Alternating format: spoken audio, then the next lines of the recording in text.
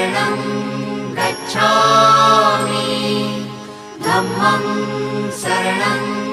गच्छामि संघं शरणं गच्छामि